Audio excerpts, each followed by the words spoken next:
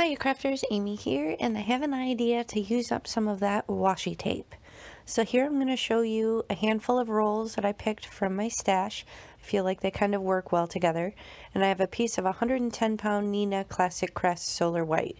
Here's a couple photos of the finished cards. You can see I was able to create 2 out of this one panel that I created, and I'm going to show you how I did it. Now to start, I'm just going to take one roll and try and line it up as best as I can so that the lines are straight moving forward. But really this is a no-brainer. I'm just lining them up right along the whole front of this panel. I have some with words, some with stripes, patterns, you name it. But ultimately they all kind of work together. So I'm not necessarily going in any sort of order. You can, keep it uniform or mix and match like I'm doing here. But this is just an opportunity to use up some of this stuff because I have a ton of it and it's just so pretty. So I'm using my, it's actually like a Cricut, I don't even know what you call it. It's like a squeegee tool.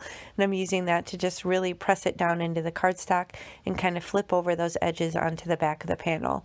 Now I have this Shattered Cubes. This is a newer 3D embossing folder from Altenew, and I'm going to run a different panel through my die cutting machine. I'm just going to spritz the paper with water. This is an optional step, but it really allows the fibers to take the shape and then eliminate or make it less of a chance of cracking, because these 3D embossing folders are no joke. So I'm just going to set that aside while I move on to the next step. I have a card base here. This is Neenah Classic Crest Solar White, and you can see I did cut that panel down slightly smaller than A2 size. And now I have this Lawn Fawn Happy Birthday die. You can see it's all one piece. It's quite large. It makes a nice focal point. And at this point I was deciding where on the panel I wanted to cut it out. I wasn't initially planning on making a second card out of the background, but you can see I ended up changing my mind just because there's so much of this pretty design that wasn't really shown on the die cut portion, and I didn't want the rest of the panel to go to waste.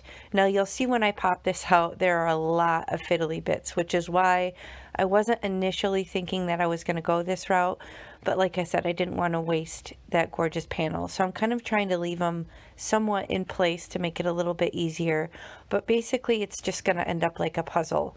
I'm going to trim off this excess here off the panel and attach it to a card base, but I am going to use some, it's kind of like a light gray cardstock just so it's not stark white underneath it. If I did it again, I would probably do something, I don't know, maybe black, so it was a little bit more contrasting, but overall in the end it still looked okay. So I'm using some liquid glue just to attach this outer portion of the panel down onto the card base with that gray cardstock underneath, and then I'm putting the Happy Birthday die back in just so that it's easier to puzzle piece all these little fiddly bits.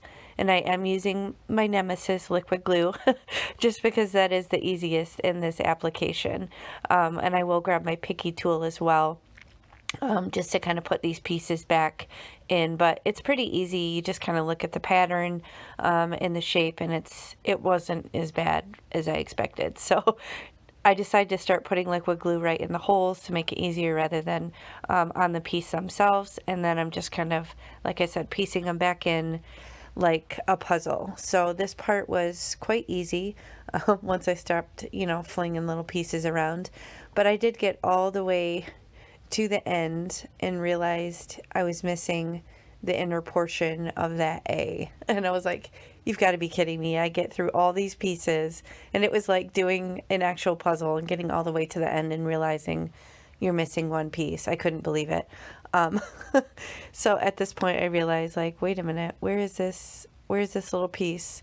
I realize it's missing, and I start looking all over my craft desk, and see here, I'm like, what? Where is it? So I'm looking in the die, looking all over, and then I decided to start popping it out, and I was like, whatever, I'll figure something out if I have to die cut it again, or maybe color that spot. I don't know. I was just trucking along, trying to figure out how to pop this out. I'm using my pokey tool and kind of holding down the little pieces as I go so I don't pull them back up, because they're not fully cured yet. But so this was a little bit cumbersome to do, but it wasn't too bad. If anything shifted, I was able to kind of just, you know, put it back down in place. So this is probably the fussiest bit of the process. I didn't want to let it fully glue just in case there was any oozage. I didn't want it to kind of really stick to the part that I wanted to pop out. So here I've got all these pieces down except for the A. And then eventually I do end up finding it. Thankfully it was off to the left, and I was very excited to find that little tiny triangle and put that down in the A and finished this panel. So I'm just again using the pokey tool just to line it all up, and that finishes that panel. Now this, again, since I'm already in a fiddly bit sort of mood, I decided to pop it up with these little foam strips. I get these from Amazon.